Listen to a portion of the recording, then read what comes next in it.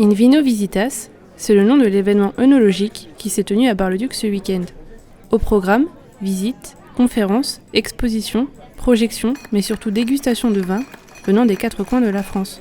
C'est tout simplement d'associer, donc évidemment le vin, le patrimoine et puis le sport, puisque normalement les gens peuvent faire tout le circuit à pied, puisqu'elle fait à peu près 7 km.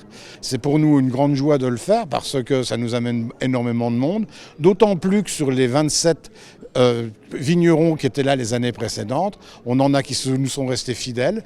Cependant, pour les nouveaux exposants, faire ce genre de salon est très intéressant. C'est un vignoble qui est récent, on a besoin de se faire connaître, donc ça demande une présence terrain qui est quand même importante, ça demande de faire découvrir les vins.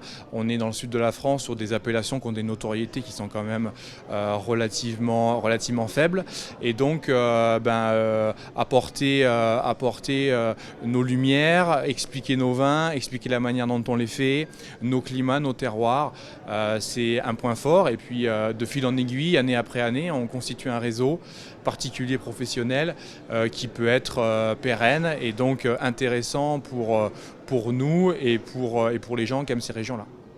Les Barisiens étaient au rendez-vous pour ne pas louper ce salon, très attendu après la crise sanitaire. C'est un événement à Bar-le-Duc, donc en général je suis déjà partante pour tout ce qui se passe à Bar-le-Duc, tous les événements. Ensuite, In Vino Visitas, c'est le 3e pour moi, et donc vraiment un événement intéressant, accessible aussi à tout le monde. Une visite des lieux, et même en étant barisienne, c'est toujours très intéressant de revoir nos lieux de Bar-le-Duc. In Vino Visitas a donc fait carton plein pour sa 3e édition, avec plus de 500 places prévendues et une estimation de plus de 1200 places vendues.